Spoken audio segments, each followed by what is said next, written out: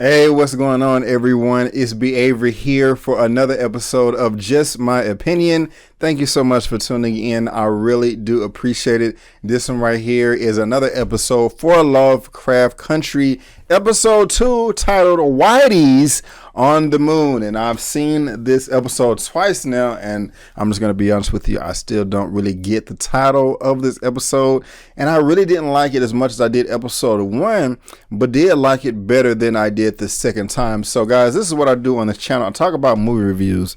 I talk about TV recaps, trailer reactions, and sometimes I respond to entertainment news or just anything I think is cool. So if you're in all that and this is your first time here, click on the subscribe button and also give me the thumbs up if you like the video, because it does help me out a lot. And if you haven't seen this episode, turn it off now, go get you a subscription, watch it, then come back. Why? Because I'm going to spoil this thing as if you've already seen the episode. I'm going to spoil it up, down, left, right, in, and out. Okay, so you have been warned that I am going to spoil the crap out of this episode. And while I said I did not like it as much as episode 1, it was still a pretty decent episode.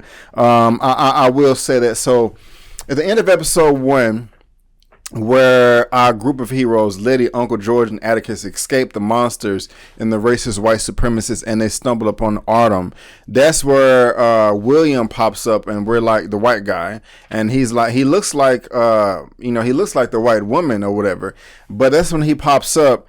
And he comes outside and is like, hey, we were expecting you, come on in. And then this episode starts with them singing the song from the Jeffersons, we're moving on up. And Letitia and I just like, she in heaven, just like, oh my God, and so Uncle George, he's in his room. There's books galore. There's so many books, his favorite types of books that he's read, books that he hasn't read yet that he wants to get to, all of his favorite books.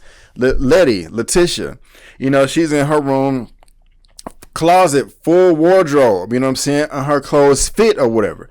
And we got Atticus in his room too. And he over there just like, what is going on here? This don't make no sense. Where is my daddy? You know what I'm saying? I don't blame him. And from the very beginning, like, he's like not trusting these people. Like, and I don't blame him at all. He's like, what's going on? And so they get a little tour.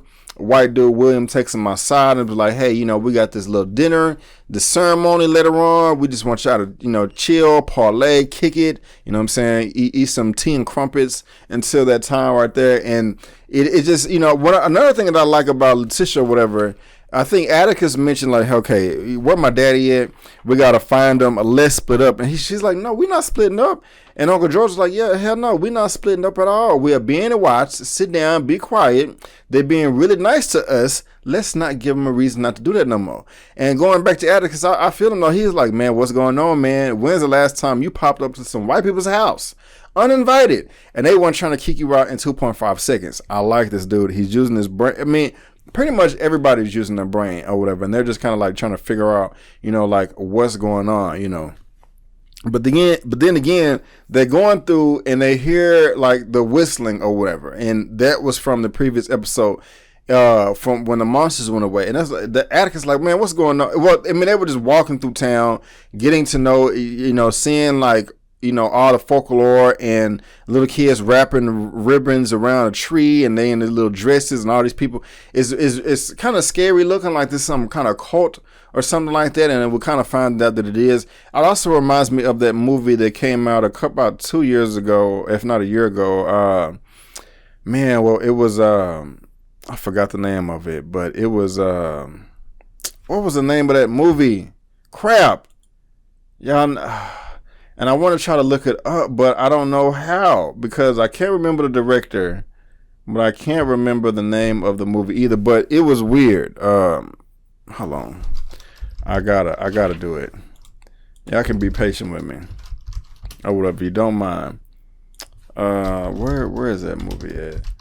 It was it was a bunch of pasty white people in the movie doing crazy stuff. I remember I brought the bleach out in that film. I know how to find it real quick because I brought the bleach out. and that'll help me find it. I'm spending so much time on the sign playing old. Okay, maybe I'm not gonna find it. Hold on. Yes, Midsummer. Y'all remember that? Y'all remember that movie Midsummer or whatever? This is what this episode was reminding me of, a Midsummer. But as they're walking through trying to figure everything out, that's where Atticus hears the dogs. Hears the whistles. He runs up to the white lady looking crazy with her dogs. It's like, hey, were you in the woods last night? Are you the ones that was controlling the monsters? What's going on? And she looking all kind of crazy and dirty and stuff like that. And we're trying to figure out what's going on. She's like guarding that tower. And that's kind of where they think that their father is or whatever. They're trying to get to the bottom of it. But then they're going. And another thing that was interesting, I can't believe I skipped over, is when they was at the table, and it was kind of funny where lady Letitia, she kind of rang the bell for for some salt and pepper. She's like, "What? I'm hungry right now," whatever. And he's like, "I don't even know how you can eat at a time like this, from what happened last night." He's like, "What do you mean? What happened last night? There was a spell put on them.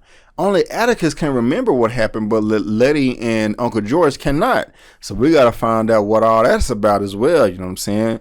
The plot is thickening. What's going on with all these magical powers? It's interesting. I'm liking the show. But going back, when they was leaving the woman with the whistle, they're going into the woods and they're just walking about or whatever. And Uncle George stops. He's like, "Hey man, what's going on?" I remember one of our ancestors, Hannah. He said something about Hannah. I really don't. Oh man! And he was talking about the older slaveholder, Titus Braith. I can't remember the name. Was it Titus? It has to be here. Braithwaite. Titus Braithwaite, and how he was really nice to his slaves and things of that nature. But then the monsters come back out of nowhere. And we're like, what the hell? But then the whistle lady comes, and also Christina Braithwaite comes back too, and they control the monsters and make them go away. But the spell is still on Letty and Uncle George, and they can't remember. They're like, why is our clothes dirty? What's going on? And we kind of find out that they're prisoners here. They're not really here as guests, and they're like, okay, what's really going on? Because she's like, okay, don't let them leave the room or whatever. So George goes back to the room, right? He's looking at books or whatever, and he finds a secret passageway, and he finds the book like of the order, like their code book or their rule book or whatever. Meanwhile, Atticus is making his way to the castle or whatever, and then he meets up with old dude from I'm finna say from Snatched. What's the I can't remember nothing today. What's the show? Scandal or whatever. He was in that show as the president or whatever. You know what I'm saying? Doing his thing with I can't remember nobody's names, but he's in there getting some type of surgery put on him. He's talking about his plan, monologuing like, God did this, God did that, but Adam also named everything, and he's like, but what do you say? Adam was not just a label maker. He was making sure everything was in the correct hierarchy order or whatever. And Atticus asked him like, okay, are you God? He's like, no, I'm Adam. I'm just trying to create balance. And then we also hear Christina Braithwaite. She's really salty right now because she wants this honor. She's I think he quotes Genesis like 2:19 or something, and she's able to quote it. You can tell that she did her homework, and she's she's stubborn or not stubborn is not. She has a chip on her shoulder because she's like, look, here I am, loyal to the family, to the order, and y'all not even giving me all the membership cool stuff. You know what I'm saying? I want my membership only jacket too, and she can't get it or whatever. You know what I'm saying?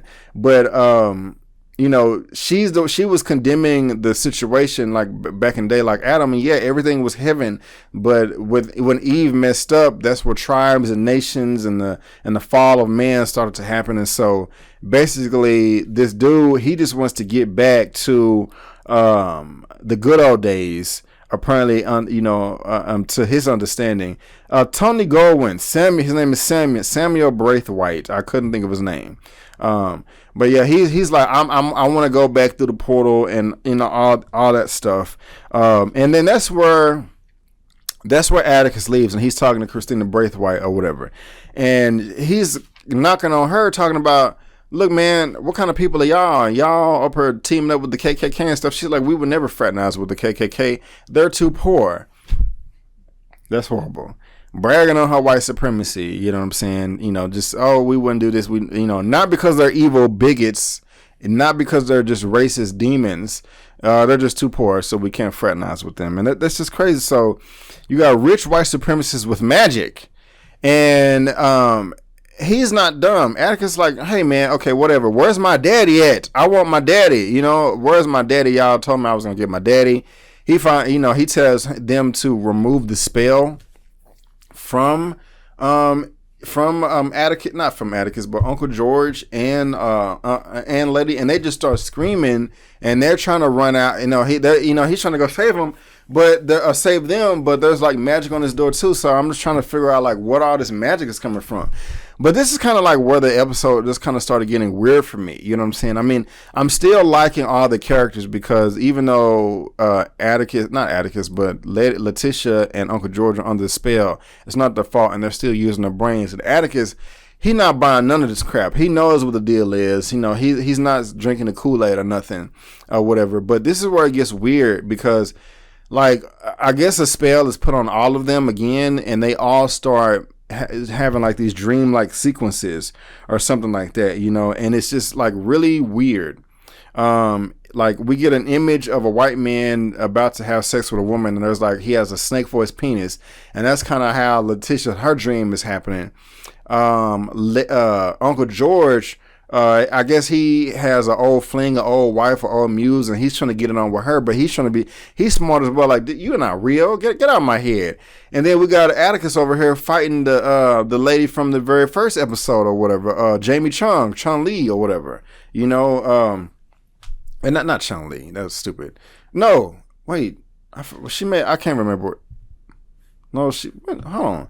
What was she in? I don't remember exactly, but hold on, Jamie Chung. What was Jamie? I've seen. Okay, she was in Big Hero 6, Gotham, Gifted, Kingdom of Hearts. She's in a lot of stuff, but she was not Chun-Li. What am I talking about? But anyway, so they all have this, and it's just like weird to me, you know. I'm just kind of like, what's going on? But I'm thinking her character is also the person that's on the phone in South Korea or whatever that we got in the first episode as well. Now they break out of all that, and they kind of see what's going on as far as, okay, these people are like making us watch all this stuff, you know. But then William comes back, and he's like, hey guys, look, we got this event right here, this ceremony. It's a black tie event. Excuse me. It's only men only. So, Letitia, I'm sorry that you cannot participate. But this is my favorite scene right here. You got Atticus and Uncle George Freeman, going into this room, this corridor with all these white men that are part of this cult, this fraternity, this sect, you know, this group, this order, whatever you want to call it or whatever. They know they don't want to be there, but oh, dude, he reads a lot of books and he read the rules, whatever. He realized that, hey, you know, my nephew here has this birthright and we're gonna use it. And they in there and they charge up all of them. Get the hell out of here, except for Sammy. You know what I'm saying? I love that. I love that they were so fearless, and they just dominated the space. You know, they dominated the room, and I mean, I love that. I mean, I just think that's like just super dope or whatever. I mean, it's just I love it. It's cool. And, you know, everybody leaves, and, you know, they just kind of have some, like, you know, dialogue and, you know, monologue between them as well. But before that, I'm jumping around too. One thing I like before that is when they came out the rooms and Letitia had, you know, she's, you know, tripping out. Uncle George made them feel good. Like, don't let them break you. You know, we're doing good. They're trying to mess us up here. They're trying to mess us up there. You know, everything, you know, will be okay. You know, just kind of relax.